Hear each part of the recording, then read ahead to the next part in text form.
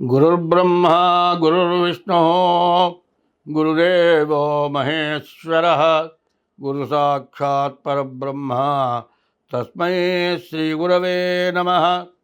అగజానన పద్మార్కం గజానన మహర్నిశం అనేకదం త్వం భక్తానాం ఏకదం తముపాస్మహే.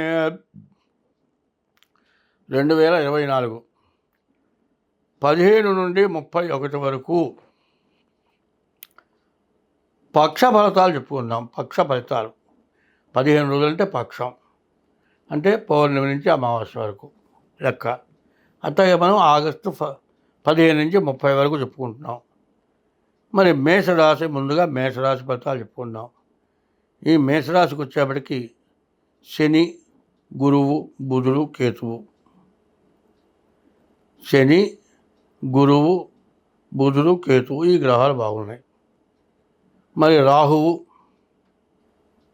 కుజుడు, రవి,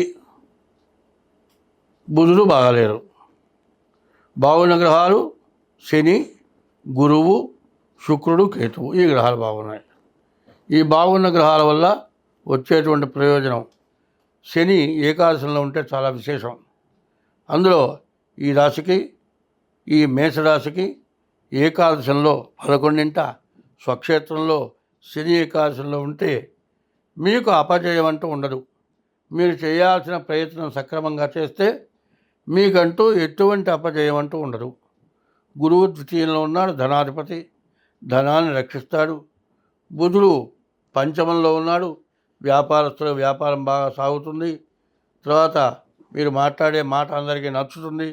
కేతువు బాగున్నాడు, కేతువు వల్ల మీరు ఎంతో మంచిగా, మరి ఎవరితో విరోధం లేకుండా మంచిగా జీవించగలుగుతారు. అయితే ఇంత మంచి దీనివల్ల ఏంటి, గురువు వల్ల ఉద్యోగస్తులకి, చదువుకునే వాళ్ళకి, ఉద్యోగస్తులకు బాగుంది. బుధుడు వల్ల వ్యాపారం బాగుంది. కేతువు వల్ల మంచి జ్ఞానం కలుగుతుంది.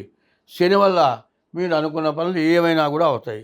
కానీ రాహు వల్ల అనవసరమైన ఖర్చులు, కుజుడు వల్ల అనేక రకాలైన అనారోగ్య సమస్యలు, రవి వల్ల కూడా అనారోగ్య సమస్యలు, మరి ఈ బుధుడు వల్ల కూడా సమస్యలు ఎక్కువగా ఉంటాయి. కాబట్టి ఈ రాశి వాళ్ళు ఏం చేయాలి, రాహుకి, కుజుడికి, బుధుడికి, రవికి జపాలు చేయించుకోవాలి. రాహుకి 18,000 జపం చేయించుకొని, రాహుకి 18,000 జపం చేయించుకొని మినుగులు దానం ఇవ్వాలి. కుజుడికి 7,000 జపం చేయించుకొని కందులు దానం ఇవ్వాలి. రవికి 6,000 జపం చేయించుకొని గోధుమలు దానం ఇవ్వాలి. బుధుడికి 17,000 జపం చేయించుకొని పెసలు దానం ఇవ్వాలి. అయితే ఈ రాశి వాళ్ళకి 9 గ్రహాల్లో శని 11ంట ఉండటం చాలా విశేషం. ఇది చాలా ప్రయోజనమైనటువంటి టైము. ఈ ప్రయోజనమైనటువంటి టైంలో ఎటువంటి సమస్య లేకుండా మీరు నిలబడాలి అనేటట్లయితే ముందు ఈ చెప్పిన 4 గ్రహాలు కూడా జపం చేయించుకోండి. ప్రతిరోజు శివాలయానికి వెళ్ళండి. అందులో ఈ శ్రావణ మాసం విశేషమైనటువంటి మాసం. ఈ మాసంలో లక్ష్మీ పూజ, ఈశ్వరార్చన చాలా విశేషమైంది. ఇటువంటివి చేసుకొని ఈ జపాలు చేయించుకొని వాటికి తగిన దానాలు చెప్పాను. మినువులు, కందులు, గోధుమలు, పెసలు ఇవి దానం ఇవ్వండి. మీకు అన్ని విధాలా కలిసి వస్తుంది, బాగుంటుంది. స్వస్తి.